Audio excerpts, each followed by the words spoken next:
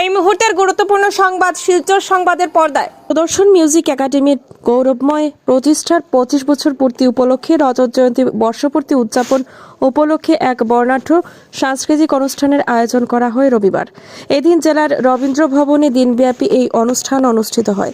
আয়োজক কমিটির পক্ষ থেকে জানানো হয়েছে, এই উপলক্ষে এদিন সকাল 9টায় আনুষ্ঠানিক উদ্বোধন হয়। তারপর শুরু হয় সঙ্গীত প্রতিযোগিতা, একক ও সমবেত সঙ্গীতানুষ্ঠান, নৃত্যানুষ্ঠান সহ নানা সাংস্কৃতিক পরিবেশনা। সন্ধ্যায় পর্যায়ক্রমে সুদর্শন মিউজিক একাডেমির শিক্ষার্থীদের সমবেত ও একক সঙ্গীতানুষ্ঠান, প্রথম পুরস্কার প্রাপ্তদের পরিবেশনা, নৃত্য ও সুরে শ্রদ্ধাঞ্জলি, বিদ্যাসাগর ডান্স একাডেমির নৃত্যানুষ্ঠান এবং আমন্ত্রিত অতিথি শিল্পীদের পরিবেশনা অনুষ্ঠিত হয়। রাত 8:30টায় পুরস্কার বিতরণী হয়। তারপর সমাপনী সঙ্গীতানুষ্ঠানের মাধ্যমে অনুষ্ঠানের পরিসমাপ্তি ঘটে। সুদর্শন মিউজিক একাডেমির সম্পাদক দীপশঙ্কর পাল সংবাদ মাধ্যমে কথা বলতে গিয়ে আবেগে আপ্লুত হয়ে বলেন, এই সংস্থার কর্ণধার শব্দটি ব্যবহার করব না, কারণ এটি আমি একা তৈরি করিনি। এটি আমরা সবাই মিলে একসাথে কাজ করে তৈরি করেছি। এটি আমার সংস্থা নয়, বরং এটি আমাদের সকলের প্রতিষ্ঠান। সঙ্গীত ও সংস্কৃতির মাধ্যমে সমাজে সৃজনশীলতার বিকাশ ঘটানোই এই অনুষ্ঠানের মূল উদ্দেশ্য বলে তিনি জানান। পরিশেষে তিনি সকল সংস্কৃতির প্রেমী মানুষকে এই অনুষ্ঠানে উপস্থিত থেকে আয়োজনকে সফল করার জন্য আন্তরিক ধন্যবাদ জানান। নিউজ ডেস্ক রিপোর্ট, শিলচর সংবাদ।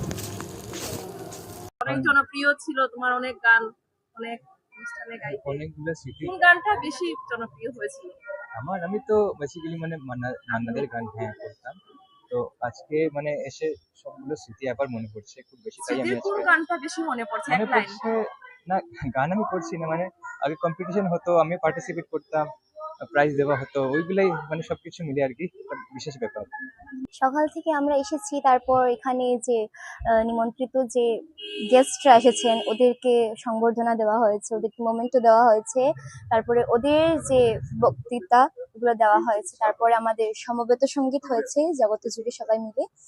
আর তারপর এখন বর্তমানে চলছে কবিভাগের যে প্রতিযোগিতা, তারপর খবিভাগেরও হবে, ঘ আছে। আর যারা পুরস্কার পাবে তারপরে তাদের একটা সাংস্কৃতিক সন্ধ্যাও আছে, সন্ধ্যার সময় সাংস্কৃতিক অনুষ্ঠান আছে। এই যে অনুষ্ঠানকে ঘিরে অনুভব কেমন 25তম বর্ষ করতে? 25তম বর্ষ অনেক খুশি লাগছে যে এই প্রতিষ্ঠানটি 25তম বর্ষ পর্যন্ত আসতে পেরেছে। আমরা আশা করব যে আগামীতে যাতে আমাদের স্যার আরো বড় 50তম পর্যন্ত করতে পারেন। তো এটার আশা থাকবে সবার। আর 25তম বর্ষেতে আনন্দের তো আর শেষ নেই এখানে। হ্যাঁ, এটাই। তোর কেমন লাগছে? আমার খুব ভালো লাগছে। এতগুলো বছর কাটালে খুব আনন্দ লাগছে। আমি সৃষ্টি শর্মা। কি গান গাইছো আজকে? আজকে আমি দূরদেশে সেই রাখাল ছেলে গানটা গাচ্ছি। কেমন লাগছে 25 বছরের অনুষ্ঠান? অনেক ভালো লাগছে। তুমি কি প্রথম পেয়েছো অনুষ্ঠান? হ্যাঁ। 25 বছর একটা সংস্থা, একটা সঙ্গীত প্রতিষ্ঠান চালানো অনেক কঠিন ব্যাপার। আমরা দেখি বা আমি আমার ছোটবেলা থেকে দেখছি, আজকে অনেক বছর যাবত দেখছি যে একটা সংস্থা শুরু হয়, কিন্তু এটাকে চালানো এত বছর অনেক কষ্ট। সুদর্শন মিউজিক একাডেমি এখন অব্দি চলছে, আমরা সহযোগিতা করছি সবাই মিলে, তো ওইটাই আনন্দ লাগছে যে 25 বছর অনুষ্ঠান হচ্ছে। আরেকটা জিনিস, গান বাজনা করতে গেলে যারা গান করে, বিশেষ করে ঠান্ডার কথা যেটা আমার দীপনদা বললো, তার সাথে আমাদের দেখি এখন বাচ্চারা, আমার বাচ্চা থেকে ছোট সব বাচ্চারা ঠান্ডার প্রতি ওদের খুব বেশি প্রিয়। কোল্ড ড্রিঙ্কস থেকে শুরু করে যা ঠান্ডা পানীয় জাতীয় যা জিনিস আছে, এইগুলো থেকে যারা গান করে আমরা দেখেছি বড় বড় শিল্পীরা খুব বেশি মেনটেন করে, এইসব খাবো না, আমি গরম জলটা প্রেফার করবো বেশি। এইসব জিনিস যদি আমাদের এখানে হয়, তখন দেখা যাবে যে আমাদের সঙ্গীত যারা করছে এখান থেকে অনেক শিল্পী বেরিয়ে আসছে, যেটা হাইলাকান্দি শহরে হচ্ছে না। আমরা যেটা রিয়েলাইজ করছি, আমাদের সময় আমরা ছোট থাকতে দেখতাম কম্পিটিশন অনেক অনেক, আজকে এই হচ্ছে। গান তো একটা চলছে, বাকি তবলা আমাদের এখানে যেটা তবলার কম্পিটিশন আগে হতো, এখন হই না, যার জন্য কি তবলা শিল্পী বেরোচ্ছে না, একদম অভাব।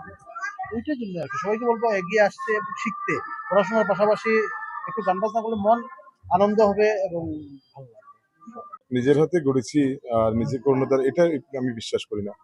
এই যে আমার জন্মলগ্ন থেকে আছি সুদর্শন মিউজিক একাডেমি, জন্মলগ্ন থেকে সঙ্গে বয়স কম ছিল, ছোট ছিল, তখন সাহায্য করতো তবলা বাজিয়ে।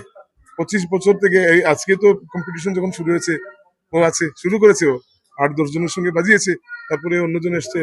তো আমি এটা মানি না যে কর্ণধার ওয়ার্ডটা আর কি, মানে শব্দটা কর্ণধার না, আমরা সবাই রাজা আমাদের এই রাজার রাজত্বে। হ্যাঁ, এই ভাবনা নিয়ে আমরা চলি, বুঝেছো? হচ্ছে জুবিন গার্গের মন মানে না, হ্যাঁ এই গানটা। তো এখন সদ্য প্রয়াত হয়েছেন জুবিন গার্গ, তো আমরা শ্রদ্ধাঞ্জলি জানাবো আমাদের অনুষ্ঠানে। আর যদি বিশালকে আজকের পেতাম, অনুষ্ঠানের মাধ্যমে একটা অনুষ্ঠান রাখা হয়েছে স্মৃতি উৎসবে। তো আর আমরা সমবেত সঙ্গীতানুষ্ঠান যেগুলো আছে এগুলোর মধ্যে ওই রবীন্দ্রসঙ্গীত, তারপরে সলিল চৌধুরী মহাশয়ের একটি গান, হ্যাঁ, তারপর ভূপেন হাজারিকার একটি গান রাখা হয়েছে। আর বিশালকে তো পাই না আজকাল, ব্যস্ত মানুষ। তো ওকে যদি পেতাম তাহলে জুবিন গার্গের কিছু গান করাতাম, সে আজকাল ব্যস্ত মানুষ। হ্যাঁ, এটা আমরা তো বলবো যে এই বছরটা আমরা মানে একটু তাড়াতাড়ি শেষ করার চেষ্টা করছি। শীতকাল, মানুষ বেশি বেরিয়ে আসতে চাইছে না। আমরা আগে যে অনুষ্ঠান করতাম অক্টোবর নভেম্বর মাসে, হুম, দুদিনের অনুষ্ঠান করতাম, তখন রবীন্দ্রসঙ্গীত প্রতিযোগিতার পাশাপাশি শাস্ত্রীয় সঙ্গীত প্রতিযোগিতা, লোকসঙ্গীত প্রতিযোগিতা হতো। দুদিনের একটা একটা আনন্দে কাটতো। তো আজকের এই অনুষ্ঠানটা একদিনেও অনেক আনন্দ করছে বাচ্চারা। কাল আমাদের এখানে স্টেজ রিহার্সেল ছিল, ওরা খুব আনন্দে কাটিয়েছে। সব থেকে বড় কথা, বাচ্চারা কিন্তু একটা প্ল্যাটফর্মও পাচ্ছে এর মাধ্যমে, অনেক বাচ্চারা। এটা খুবই দরকার। যদি এখন আমি দেখেছি, কারো নাম নিচ্ছি না, তো আমাদের এখানে যেমন গান করার কথা বলেছি অন্য প্রতিষ্ঠান থেকে আসা কিছু ছেলে, তো এরা একটা মঞ্চ বই কাটিয়ে উঠতে পারে না। কারণটা হচ্ছে এই যে আয়োজনটা কম। আমি অন্যদেরকে মানে বলি যে যেরকম সাহায্য লাগে আমি করব, অনুষ্ঠান হোক, কিন্তু সেভাবে অনুষ্ঠান হচ্ছে না এলাকান থেকে। হ্যাঁ, আমরা যেমন চেষ্টা করি, এটা নিজের মুখে বললে একটা অহংকার বোধ এসে যায়। হ্যাঁ, তো আমরা চেষ্টা করি ওই কবি প্রণাম থেকে একদম চৈত্র সংক্রান্তির পর্যন্ত, মানে দোল দোলের অনুষ্ঠান পর্যন্ত যেটাকে বলে 12 মাসে 13 পার্বণ। হ্যাঁ হ্যাঁ, ওটা করে থাকি। তো এটা প্রীতম আছে বলে কিছুটা হয়, মানে ও সবসময় প্রেরণা যোগায়, কি করছো, চলো একটা লাগাও, একটা অনুষ্ঠান হয়ে যাক। স্কুলের মধ্যে অনেক সময় দেখা যায় ছোটখাটো করে হয়ে যায়। ওইটাই কথা বলছি, ছোটখাটো স্কুলের মধ্যে যেটা করি আমরা, 12 মাসে 13 পার্বণ এটা যেটা যদি বললো, প্রতিটি স্কুলে হয় আরো ভালো হয়। হ্যাঁ ভালো হতো আমাদের হাইলাকান্দির জন্য। আর এখন আরো প্রতিযোগীরা আমাদের এখানে অংশগ্রহণ করতে পারতো, অনেকেই আসেনি।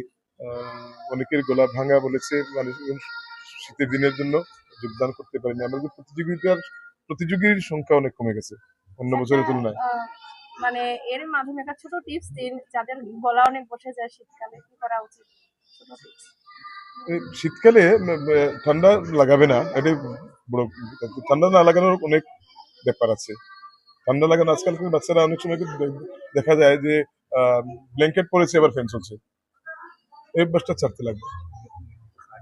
হ্যাঁ, আর সংশোধনের তো অনেক আছে, যেটা ঠিক আছে। টেকনিক আছে, যেটা সব টিচারের আলাদা আলাদা একটা ব্যাপার থাকে।